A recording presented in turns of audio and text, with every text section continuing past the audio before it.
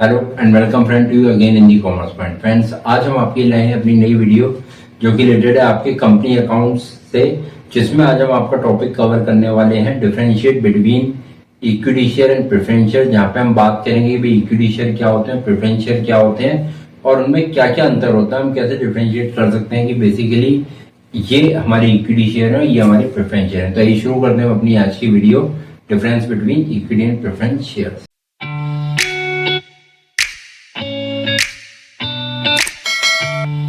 तो ये शुरू करते हैं हम अपनी आज की वीडियो कंपनी अकाउंट्स में equity share and preference shares में डिफरेंस। तो देखिए, हम बात करते हैं इक्विटी शेयर की, तो इक्विटी शेयर को real owner of the business बोला जाता है, जबकि प्रेफरेंस शेयर भी बेसिकली एक ओनर ही होते हैं बिजनेस के, बट जो राइट इनके होते हैं कुछ प्रेफरेंशियल राइट्स होते हैं। क्या होते हैं क्या नहीं होते हैं वो आज हम अपनी इस वीडियो में जानेंगे। देखिए, हमने अपने बेसिस ऑफ रीजन के बेसिस पे हमने क्लासीफाई डिफरेंशिएट करने की कोशिश की है equity share and preference share को, जिसमें हमारा पहला पॉइंट है रेट ऑफ डिविडेंड। यदि हम बात करें प्रेफरेंस शेयर की, तो प्रेफरेंस शेयर में जो रेट ऑफ डिविडेंड रहता है वो हमारा एक फिक्स अमाउंट का रहता है कि भाई एक फिक्स रेट से हमें डिविडेंड मिलेगा। लेकिन इक्विटी शेयर में कोई भी डिविडेंड का रेट फिक्स नहीं होता। सारे खर्चे काटने के बाद, डिबेंचर की इंटरेस्ट का पेमेंट करने के बाद, प्रेफरेंस शेयर होल्डर को डिविडेंड देने के बाद जब जितना प्रॉफिट बचता है उसमें से कुछ रिजर्व में पैसा डालने के बाद कुछ पैसा एज अ डिविडेंड के रूप में इक्विटी शेयर होल्डर को दिया जाता है। इसीलिए इक्विटी शेयर होल्डर का जो रेट है डिविडेंड का वो फिक्स नहीं होता। सेकंड पॉइंट है हमारा एरियर इन डिविडेंड। अगर हम बात करें एरियर इन डिविडेंड, एरियर डिविडेंड का मतलब कि जैसा मान के चलिए किसी कंपनी ने किसी ईयर में डिविडेंड डिक्लेयर कर दिया। अब डिविडेंड डिक्लेयर कर दिया बट उसने उस डिविडेंड को उस ईयर में दिया नहीं, तो in case of preference share क्या होगा? If dividend not paid in any year then this arrear of dividend में एक्यूमुलेट, यानी अगले साल में वो पुराने ईयर की जो बैलेंस पेमेंट है या बैलेंस जो डिविडेंड का अमाउंट है वो जोड़ के आपको या प्रेफरेंस शेयर होल्डर्स को पेमेंट कर दिया जाएगा। जबकि इक्विटी शेयर होल्डर में डिविडेंड को एक्यूमुलेट नहीं किया जाता। इट मींस कि यदि डिविडेंड कम रेट से दिया गया है या डिविडेंड नहीं दिया गया, तो अगले साल जब डिविडेंड डिक्लेयर होगा तो वो डिविडेंड में प्रीवियस ईयर का कोई भी डिविडेंड आपको नहीं दिया जाएगा। थर्ड है प्रेफरेंशियल राइट। प्रेफरेंशियल राइट का मतलब कि बेसिकली जो डिविडेंड रिसीव करने का जो राइट है, preferential right for receiving the dividend. तो जो डिविडेंड रिसीव करने का जो राइट है किनका? प्रेफरेंस शेयर होल्डर्स का। वो राइट ये है कि भाई उन्हें हमेशा से जो डिविडेंड है वो इक्विटी शेयर होल्डरों को डिविडेंड देने से पहले डिविडेंड दिया जाएगा। और इक्विटी शेयर होल्डरों को डिविडेंड तब दिया जाएगा जब प्रेफरेंस शेयर होल्डरों को डिविडेंड का पेमेंट पूरा कर दिया जाएगा।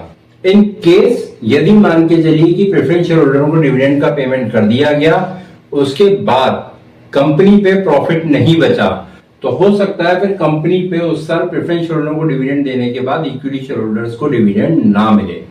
मतलब ये मैंडेटरी नहीं है कि इक्विटी शेयर होल्डरों को डिविडेंड मिलेगा ही मिलेगा।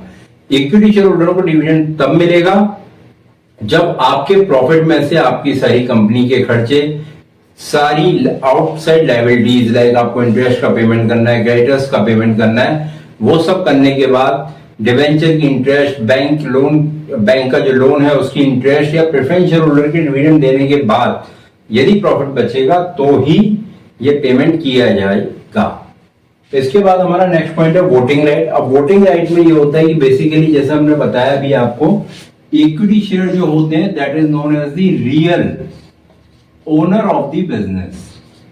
ये हमारे real owner of the business होते हैं, इसीलिए इनको क्या होता है, इनका वोटिंग राइट होता है। यानी इक्विटी शेयर होल्डर्स पे क्या होगा? वोटिंग राइट होगा। मतलब कि जो एनुअल जनरल मीटिंग होती है, वोटिंग राइट किसमें? जो एनुअल जनरल मीटिंग होगी कंपनी की या कंपनी के बोर्ड ऑफ डायरेक्टर्स की जो मीटिंग में जो भी डिसीजन लेने होंगे, और डिसीजन की वोटिंग में पार्टिसिपेट करेंगे इक्विटी शेयर होल्डर, जबकि प्रेफरेंस शेयर होल्डर उस वोटिंग में पार्टिसिपेट नहीं कर सकते। केवल एक ही टाइप का प्रेफरेंस शेयर होल्डर होता है जो इसमें पार्टिसिपेट कर सकता है, that is known as participating preference share, जो कि हम अपनी नेक्स्ट वीडियो में आपसे कवर करेंगे कि भाई टाइप्स ऑफ प्रेफरेंस शेयर हमारे क्या क्या होते हैं और उनके क्या क्या अधिकार होते हैं।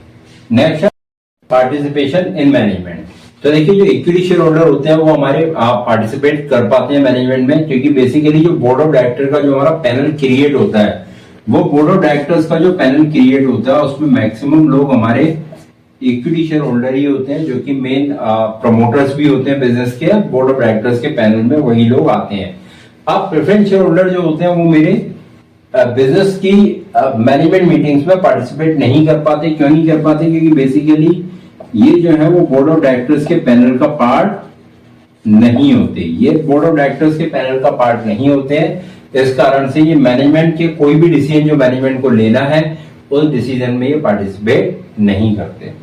दूसरा होता क्या है कि जैसे मान के चलिए कि हमने जो इसमें पहला पॉइंट पढ़ा था वो पढ़ा था rate of dividend fix rate से, और यहाँ पर तो फिक्स रेट नहीं था।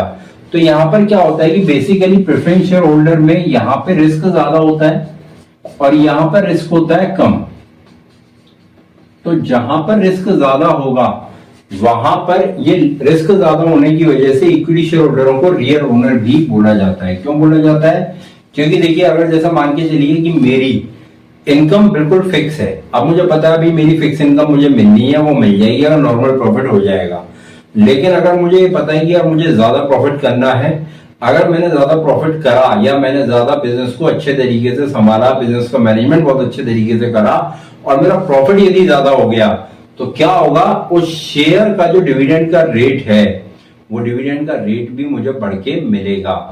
तो क्योंकि प्रेफरेंस शेयर होल्डरों का जो रेट ऑफ डिविडेंड है वो फिक्स है, तो उनका रिस्क भी कम है, तो इसलिए वो बहुत ज्यादा मेहनत इस बात पे नहीं करते कि नहीं साहब कंपनी का प्रॉफिट बहुत ज्यादा होना चाहिए। वो चाहते हैं कि नॉर्मल प्रॉफिट हो और नॉर्मल प्रॉफिट में खर्चे निकलने के बाद मेरा डिविडेंड मिलता है।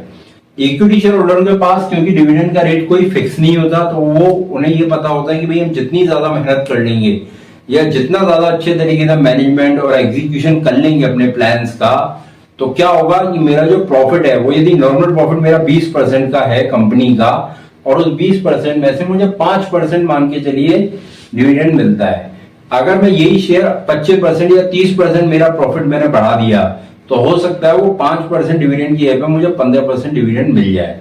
तो यहां पर क्या होगा कि बेसिकली पॉसिबिलिटी ऑफ डिविडेंड का जो रेट है उसके वेरिएशन में चांसेस है, बट यहाँ पे चांसेस नहीं होते। इसीलिए जो प्रेफरेंस शेयर होल्डर होते हैं वो वोटिंग में उनको और बेसिकली मैनेजमेंट के डिसीजंस में पार्टिसिपेशन नहीं करवाया जाता। लास्ट पॉइंट है हमारा पेमेंट ऑफ कैपिटल।